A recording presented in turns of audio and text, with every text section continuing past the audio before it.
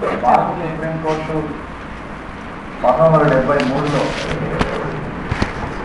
కేశానంద భారతి కేసులో తీర్పులు ఇచ్చినప్పుడు సుప్రీంకోర్టు ప్రధాన న్యాయమూర్తిగా పనిచేసినటువంటి జస్టిస్ ఎస్ఎల్ సిక్రీ ఈ హక్కును మన రాజ్యాంగానికి ఆత్మవంతిగా వర్ణించినారు.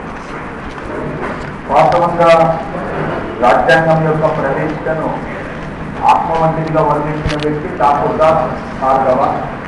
కాగా ఈ 19 అధికారుల ద్వారా ప్రసాదించబడిన స్వాతంత్ర్యాలు, అదేవిధంగా స్వాతంత్ర్య హక్కు ఏదైతే ఉందో దీని భారత రాజ్యాంగానికి ఆత్మవంతిగా వర్ణించినటువంటి వ్యక్తి జస్టిస్ ఎస్ఎం సిక్రీ. సో ప్రపంచంలో వ్యక్తి యొక్క స్వేచ్ఛా స్వాతంత్ర్యాల కోసం అనేక ఉద్యమాలు నడిచినవి. ప్రపంచంలో అనేక దేశాలలో నడిపినటువంటి ఉద్యమాల ఫలితంగానే ఇవాళ అనేక దేశాలు స్వేచ్ఛా స్వాతంత్ర వాయువులను తీసుకున్నాయి. సుమారు 200 సంవత్సరాల పాటు బ్రిటిష్ ప్రభుత్వ పరిపాలనలో మధ్యన మనకు ఈ స్వేచ్ఛా స్వాతంత్రాల యొక్క ప్రాధాన్యత ఏదో మనకు తెలుసు. అందువల్ల మన రాజ్యాంగ నిర్మాతలు దాని ప్రాధాన్యతను గుర్తించి భారత రాజ్యాంగంలో ఈ స్వాతంత్ర హక్కును పొందుపరుస్తున్నారు. వాస్తవంగా స్వేచ్ఛ అంటే ఏమిటి, స్వేచ్ఛ అన్నది అర్థం ఏమిటి? చాలా సందర్భాల్లో మనం నాకు స్వేచ్ఛ లేదా అని చెప్పి మాట్లాడుతున్నాం. అసలు స్వేచ్ఛ అంటే స్వేచ్ఛ అనగా అర్థం ఏమిటి? అధికారం, ఇంకా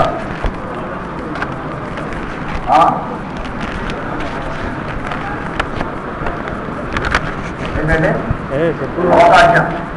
హక్కుల గురించి కానీ నేను అడిగేది, హక్కు అయితే అవకాశం, అధికారం అనేది కరెక్టే. కానీ నేను అడిగేది స్వేచ్ఛ అనగా ఆలోచన, ఆరాధన, విజ్ఞానం, నమ్మకం. సార్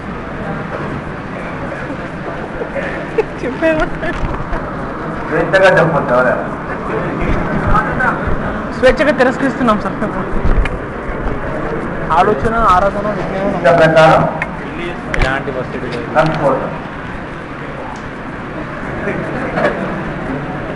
ఇష్ట ప్రకారం కనుక్కోవటం అంటే దాంట్లో ఒరిజినల్గా దాని ఉద్దేశం ఉండాలి. What you mean by Liberty అంటే స్వేచ్ఛ అంటే దేనికోసం స్వేచ్ఛ అవసరం అని దాని అర్థం. వ్యక్తి డెవలప్ కావడానికి, వ్యక్తి అభివృద్ధిని సాధించడానికి స్వేచ్ఛ అవసరం, అంతేనా?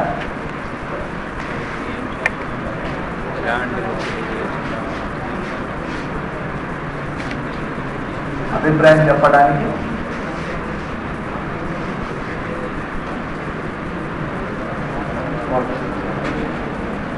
ఒక వ్యక్తి తన అభిప్రాయం చెప్పడానికి అవకాశం రావటమే స్వేచ్ఛ, అంతేనా?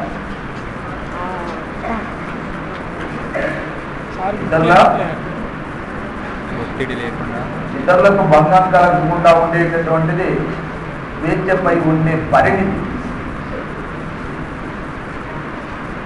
ఒక వ్యక్తి తన స్వేచ్ఛను అనుభవించేటప్పుడు ఇతరుల స్వేచ్ఛకు భంగం కలిగించరాదు అని చెప్పటం వ్యక్తి స్వేచ్ఛపై ఉండేటటువంటి పరిమితిగా దృష్టిలో పెట్టుకోవాలి.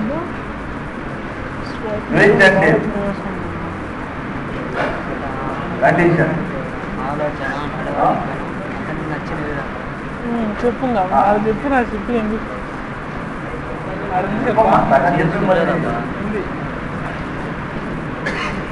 సరే, ప్రపంచంలో స్వేచ్ఛకు ఎవరూ కరెక్ట్ అయిన నిర్వచనం ఇవ్వలేదు. మీరే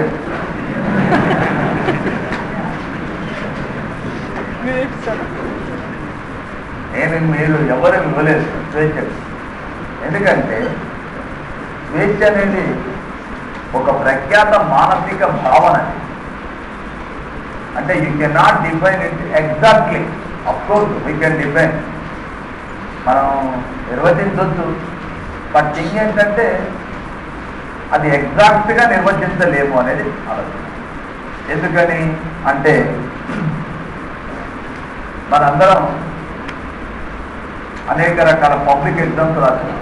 10th class, intermediate, degree, class అనేక రకాల ఎగ్జామ్స్ ఉన్నాయి. బీటెక్ చాలా మంది రకరకాల ఎగ్జామ్స్ రాస్తున్నారు. ఎగ్జామ్స్ 2 నెలలు ఉన్నాయనగా మన యొక్క ఆలోచనలో అంటే మనం ఎలా ఫీల్ అవుతాం. 2 నెలలు ఉన్నాయి exams, annual exam, final exam. 1 నెల రోజులు ఉందన్నప్పుడు ఎలా ఫీల్ అవుతాం? 15 రోజులు ఉందనగా ఎలా ఫీల్ అవుతాం? వారం రోజులు ఉంటే ఎలా ఉంటాం? రేపే ఎగ్జామ్ అన్నప్పుడు ఎలా ఫీల్ అవుతాం? ఇక ఎగ్జామ్ వెళ్ళే ముందు ఎగ్జామ్ హాల్లోకి ఎంటర్ అయ్యేటప్పుడు మనం ఎలా ఫీల్ అవుతాం? First exam. అయితే ఇలా ఈ టెన్షన్ ఫీల్ అయినటువంటి మనము మొదటి ఎగ్జామ్ కంప్లీట్ అయిపోయింది, 2వ ఎగ్జామ్ అయింది, 3 అయింది, 4, 5, 6 ఫైనల్ ఎగ్జామ్ కంప్లీట్ అయిపోయిన తర్వాత ఎగ్జామ్ అయిపోయి బయటికి అడుగు పెట్టేటప్పుడు అమ్మాయి ఎగ్జామ్స్ అయిపోయినవి అన్నప్పుడు మన మనసులో వచ్చేటటువంటి భావనకు ఎవరైనా రాస్తే మీరు స్వేచ్ఛకు నిర్వచనం ఇచ్చినట్టే లెక్క. రాయగలుగుతామా? రాయలేదు. అందుకోసమే అది ఒక ప్రఖ్యాత మానసిక భావన అని దాన్ని అలా వదిలేదేమో, ఎగ్జాక్ట్గా చెప్పలేదు. నిర్వచించలేమంటే మీరు అందరూ చెప్పిన నిర్వచనాలు ఆల్మోస్ట్ స్వేచ్ఛకు అందరూ ఇచ్చిన నిర్వచనాలు. ఇతరుల స్వేచ్ఛకు భంగం కలిగించరాదని చెప్పిన, ఒక వ్యక్తి తనకు నచ్చిన విధంగా జీవించవచ్చును అని చెప్పిన, లేక ఒక వ్యక్తి అభివృద్ధిని సాధించడం కోసం ఉద్దేశించబడిందని చెప్పి ఇవన్నీ తప్పేం కాదు, ఇవన్నీ రైటే. ఒక్కొక్కరు ఒక్కొక్క రకమైన నిర్వచనాలు చేస్తున్నారు. ఈ చెప్పిన నిర్వచనాలలో ఒక ఇంపార్టెంట్ అయిన నిర్వచనం ఏంటంటే ఎస్ఏ లాస్ట్కి చేసినటువంటి నిర్వచనాన్ని ఎక్కువ మంది పరిగణలోకి తీసుకుంటారు. ఈయన ఏమంటాడంటే ఎలాంటి వాతావరణంలోనైతే ఎలాంటి వాతావరణంలో ఒక వ్యక్తి పరిపూర్ణ అభివృద్ధిని సాధించడానికి అవకాశం ఉంటుందో అలాంటి వాతావరణాన్నే స్వేచ్ఛగా పేర్కొన్నారు. ఇది అందరు ఇచ్చినటువంటి నిర్వచనాలలో కొంత ఉత్తమమైనదిగా భావిస్తాం. మరికొంతమంది ఏమంటారంటే ప్రభుత్వం యొక్క అధిక జోక్యానికి వ్యతిరేకమైనది స్వేచ్ఛ అంటే. హెర్బర్ట్ స్పెన్సర్ ఇతరుల స్వేచ్ఛకు భంగం కలిగించకుండా ప్రతి వ్యక్తి తనకు నచ్చిన రీతిలో జీవించడానికి గల అవకాశమే స్వేచ్ఛని. ఇట్లా ఒక్కొక్కరు ఒక్కొక్క రకమైన నిర్వచనాలు ఇచ్చినారు. కానీ ఈ నిర్వచనాలలో ఈ హెచ్జే లాస్ట్కి చేసిన నిర్వచనమే ఇంపార్టెంట్ అయినగా భావిస్తాం. దాదాపుగా మన అంటే అందరూ చెప్పిన నిర్వచనాలలో కొంత ఎగ్జాక్ట్నెస్ దగ్గరగా ఉండేటటువంటి అంశంగా పేర్కొంటాం. అయితే ఈ స్వేచ్ఛ యొక్క ప్రాధాన్యతను గురించి మాత్రం అనేక మంది దీనిపైన వ్యాఖ్యలు చేసిన సందర్భాలు ఉన్నాయి. Of course, you cannot eat and drink the liberty. Of course, you cannot eat and drink the liberty. But it is very essential for a human being. అంటే ఒక వ్యక్తి స్వేచ్ఛను తినలేకపోవచ్చు, తాగలేకపోవచ్చు. కానీ వ్యక్తి యొక్క జీవనానికి మాత్రం అత్యంత ఆవశ్యకమైనదని చెప్పి వర్ణించినారు. మనిషి స్వేచ్ఛను కోరుకుంటారు. స్వేచ్ఛ లేని జీవితం కర్మాగారంతో సమానం అంటాడు మ్యాజిన్. స్వేచ్ఛ లేకపోతే ఈ స్వేచ్ఛని నువ్వు ఎందుకు ఎగ్జాక్ట్గా చెప్పలేవు అంటే మన రక్తం పంచుకొని జన్మించినటువంటి అంటే జనరల్గా హ్యూమన్ రిలేషన్స్లో రక్తం పంచుకొని జన్మించినటువంటి సోదరులతో కానీ లేకపోతే మన సిస్టర్స్తో కానీ ఆఖరికి తల్లిదండ్రులతో కానీ బంధువులతో కానీ అనేక సందర్భాలలో మీరు ఆ వాతావరణాన్ని అనుభవించే ఉంటారు. అంటే హ్యూమన్ రిలేషన్స్లో చాలా సందర్భాల్లో ఆ మానసిక ఒత్తిడి గురైనప్పుడు మీకు చికాకు అవుతుంది. ఈవెన్ వైఫ్ అండ్ హస్బెండ్ కావచ్చు, లేకుంటే తల్లిదండ్రులతో కావచ్చు, బ్రదర్స్తో కావచ్చు, బంధువులతో కావచ్చు, స్నేహితులతో కావచ్చు, ఎవరితోనైనా కావచ్చు. మన మీద ఒక ఒత్తిడి వాతావరణం తీసుకొచ్చినప్పుడు మనం దాన్ని వ్యతిరేకిస్తుంటాం. నేను నాకు స్వేచ్ఛ కావాలని కోరుకుంటాను. ప్రతి వ్యక్తి కూడా అలా కోరుకోవడం సర్వసాధారణం. ఎందుకంటే మనిషి స్వేచ్ఛగా ఉన్నప్పుడు ఎలాంటి భారాన్ని అయినా మోస్తుంది. స్వేచ్ఛను కోల్పోయినప్పుడు ఎంత చిన్న అంశమైన చీకాకు తెస్తుంది. కాబట్టి స్వేచ్ఛ అనేది ఒక ప్రఖ్యాత మానసిక భావన. కారణం ఈ స్వేచ్ఛకు సంబంధించి ఒక కోణం నుంచి చెప్పటం కాదు. స్వేచ్ఛ అనగానే మన వాళ్ళు ఒక భావాన్ని వ్యక్తీకరించడం మాత్రమే స్వేచ్ఛ కాదు. మీరు ఇక్కడ రాసిన అన్ని స్వేచ్ఛకు సంబంధించి ఇవి కాకుండా ఇంకా చాలా అంశాలు.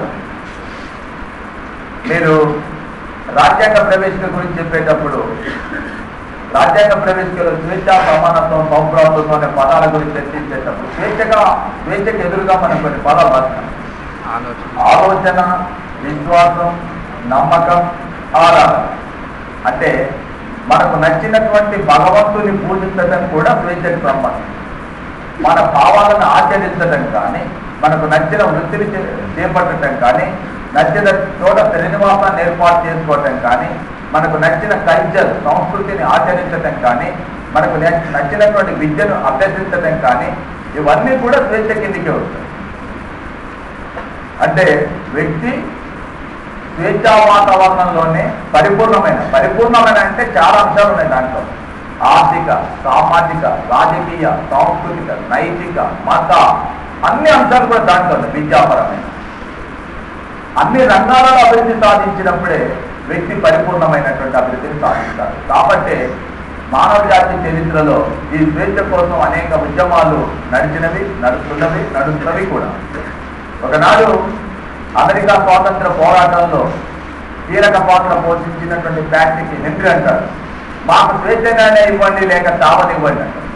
అంటే మాకు స్వేచ్ఛనైనా ప్రసాదించండి, లేకపోతే చావనివ్వండి. ఆ స్వేచ్ఛ లేకపోతే ఈ జీవితం ఎందుకు వచ్చింది? అదేవిధంగా ఈ స్వేచ్ఛా స్వాతంత్రాల కోసం 26 సంవత్సరాల పాటు జైలు జీవితాన్ని అనుభవించినటువంటి నెల్సన్ మండేలా చెప్తారు ఆ స్వేచ్ఛ ప్రాధాన్యతను గురించి. నేను దక్షిణాఫ్రికా ప్రజలకు ఆరాధ్య దైవం కావచ్చు, నాకు చాలా గొప్పగా కీర్తించవచ్చు. నాకు మాత్రం స్ఫూర్తినిచ్చినటువంటి యువకుడు బెంజమిన్ మొలైజ్ అంటారు. బెంజమిన్ మొలైజ్ అనేటటువంటి వాడు ఒక 18 years అంటే 18 సంవత్సరాల పిల్లవాడు. అతడు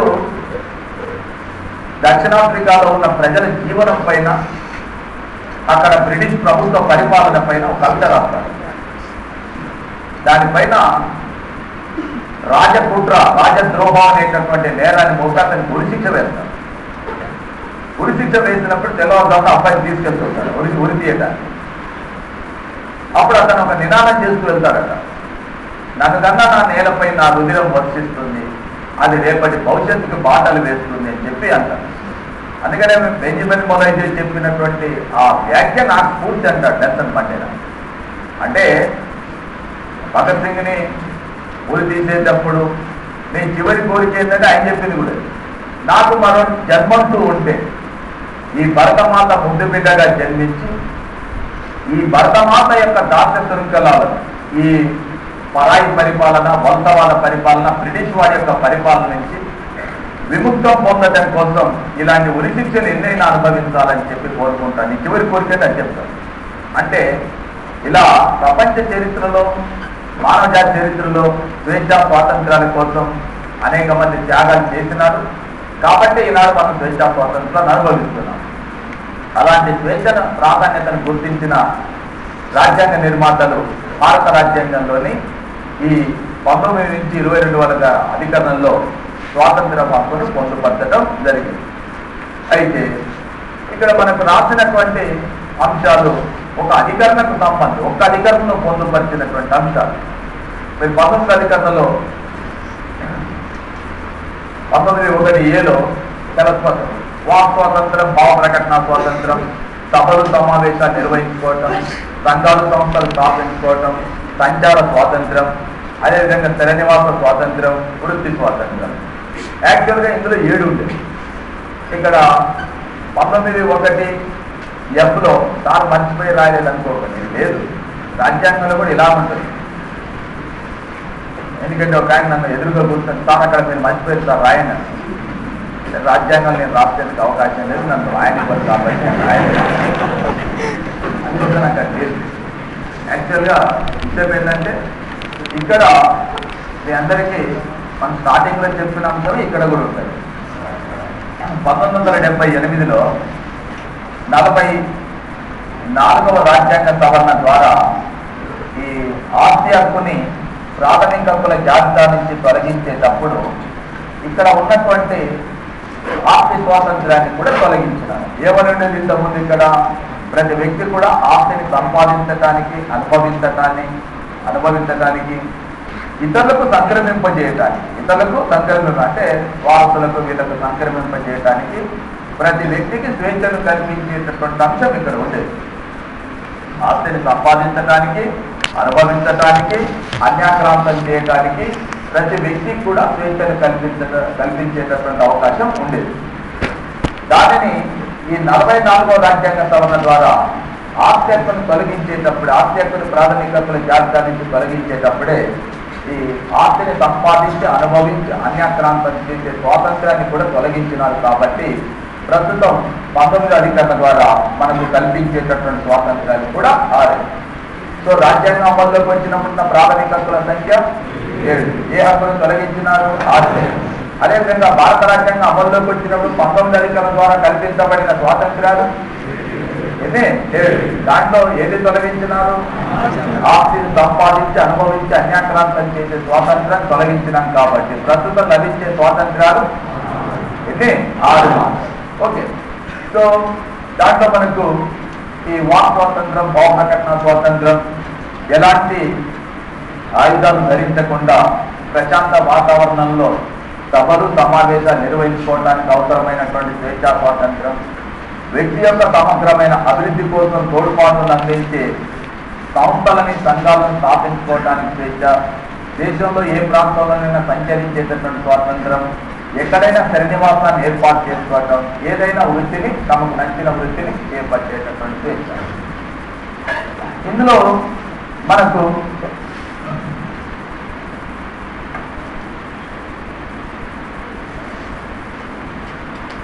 వాక్ స్వాతంత్రం, భావ ప్రకటన స్వాతంత్రం. ఈ వాక్ స్వాతంత్రం, భావ ప్రకటన స్వాతంత్రం ఒక వ్యక్తికి ఎందుకు అవసరం? నీకు కానీ నాకు కానీ ఎవరికైనా ఈ స్వేచ్ఛా స్వాతంత్రం ఎందుకు అవసరం?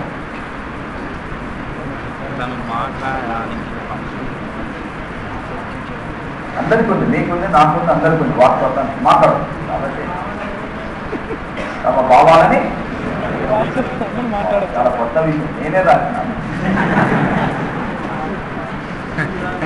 దీన్ని ఈ వాక్ స్వాతంత్రం, భావ ప్రకటన స్వాతంత్రాన్ని ఎందుకు ఉపయోగిస్తాం? దేనికోసం ఇది ఉద్దేశించబడి, దీనివల్ల వచ్చే ప్రయోజనం ఏంటి? అది నేను అడిగాను.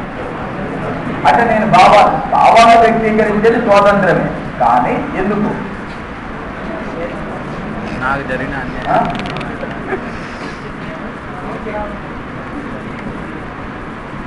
నిత్య జీవితంలో కావాల్సిన అవసరాలను తీర్చుకోవటం వాక్ స్వాతంత్రం, భావ ప్రకటన స్వాతంత్రం. నాకు లింక్ అర్థం కాదు.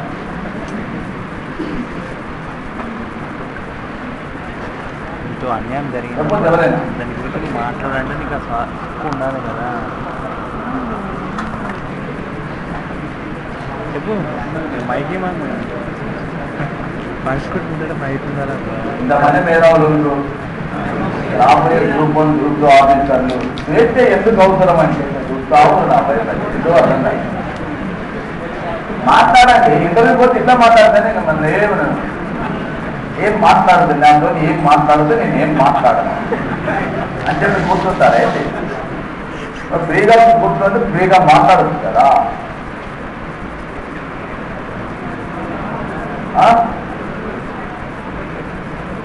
ప్రభుత్వ విధి విధానాల గురించి ప్రశ్నించడం, ఇంకా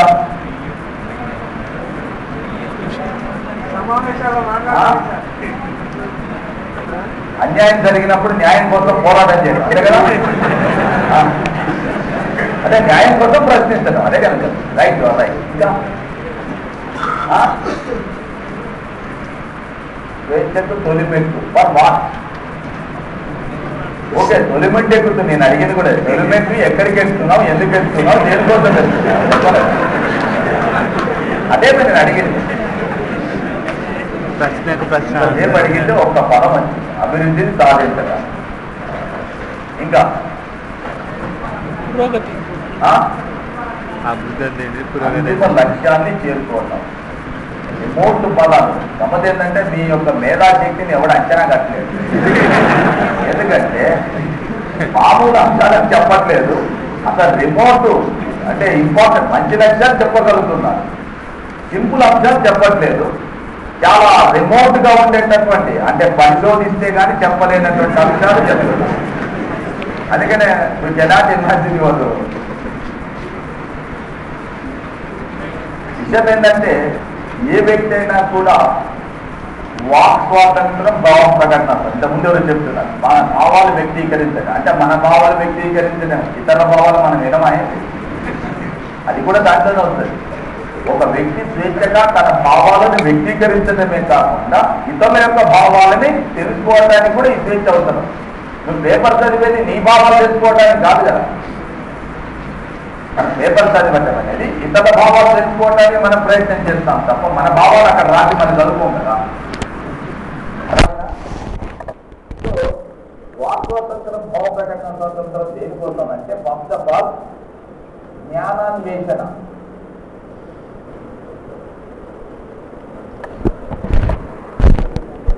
పరిశోధనలు చేయడానికి, వాస్తవికతను రాబట్టడానికి,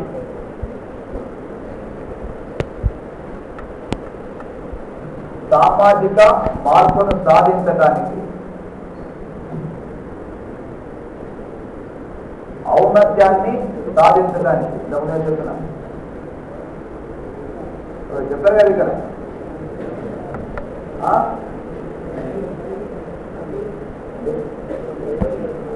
అభివృద్ధి రాసిన ఇంకేదో చెప్పారంటే మంచి పదం చెప్పినా మర్చిపోయాడు.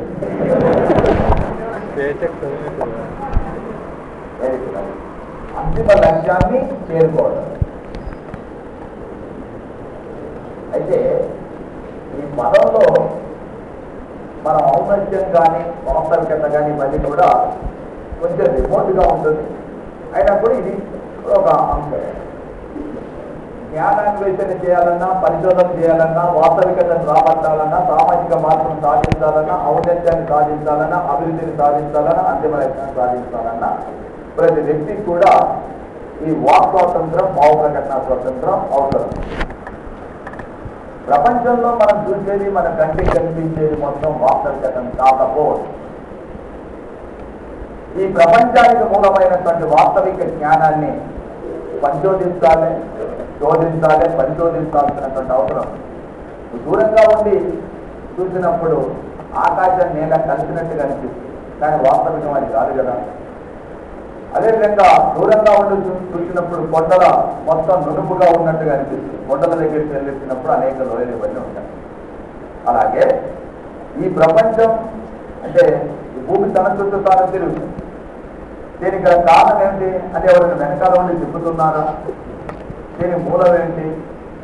అదేవిధంగా ఈ ప్రపంచం వెనకాల ఏదైనా ఒక శక్తి, అతీతమైన శక్తి ఉందా అంటే మనం పెట్టుకున్న పేరు భగవంతుడు ఉందా అంటే 20వ శతాబ్దంలో మేటి శాస్త్రవేత్త అయినటువంటి ఆల్బర్ట్ ఐన్స్టీన్ లాంటి వారు కూడా I don't know but there is a power అంటే ఈ ప్రపంచం వెనకాల, యూనివర్స్ వెనకాల ఒక అతీతమైన శక్తి మాత్రం ఉందని నేను నమ్ముతున్నాను. కాబట్టి ఉన్నదా లేదా ఇలాంటి అనేక రకాలైనటువంటి అంశాలు. భూమి గుండ్రంగా ఉందని చెప్పినందుకు శాస్త్రవేత్తలను రాళ్లతో కొట్టి చంపింది ప్రపంచం. అలాగే పరిశోధన చేసేటప్పుడు కూడా అవుతుంది. అలాగే క్లోనింగ్ చేస్తున్నారు, మనం మీ అందరికీ తెలుసు. కానీ మరి మానవుని యొక్క క్లోనింగ్ చేయగానే ఏ దేశమైనా అనుమతించిందంటే ఎప్పుడు ఏ దేశం కూడా అనుమతించదు. అంటే వ్యక్తి యొక్క పరిశోధనల పైన కూడా చేయాలంటే కూడా మీకు అలాంటి అవకాశం ఉండాలి. మీ అందరికీ చార్లెస్ డార్విన్ యొక్క జీవ పరిణామ సిద్ధాంతాన్ని గురించి తెలుసు. కానీ చార్లెస్ డార్విన్ యొక్క జీవ పరిణామ సిద్ధాంతాన్ని క్రైస్తవ ఆలోచన పనులు ఒప్పుకోరు. చాలా దేశాల్లో ఈ సిద్ధాంతం తిరస్కరించబడి, ఎందుకంటే బైబిల్లో ఉన్న మొదటి వాక్యమే ఆదియందు భూమి శూన్యంగా ఉండండి. అలాంటి దాన్ని ఈ సృష్టికర్త ఎలా సృష్టించబడింది ఏమిటి అనేటటువంటి అంశం పైన కూడా అనేక రకాలైనటువంటి పరిశోధనలు జరుగుతూనే ఉన్నాయి. హిరణ్యాక్షుడు, హిరణ్యకశిపుడు ఇద్దరు కూడా గొడవ పడ్డప్పుడు హిరణ్యాక్షుడట భూమిని వచ్చినట్టు చుట్టి తన సంఖ్యలో పెట్టుకున్నాడు. చేప చుట్టినట్టు చుట్టి సంఖ్యలో పెట్టుకున్నాడు. ఈయనెక్కడ నిలబడ్డాడని పెద్ద డౌట్. అందువల్ల ఇలా చాలా సమస్యలు అంటే అంశాలు మనకు తెలిసినటువంటి అంశాన్ని తెలుసుకుంటూ పోతుంటాం. కానీ వాస్తవంగా వీటి వెనకాల ఉండేటటువంటి వాస్తవాలు ఏంటో తెలియదు. ఇరాన్లో నమ్మకం ఉంది. ఈ చంద్రుల్లో కనిపించేటటువంటి మచ్చ ఏదైతే ఉందో అది మహమ్మద్ ప్రవక్త యొక్క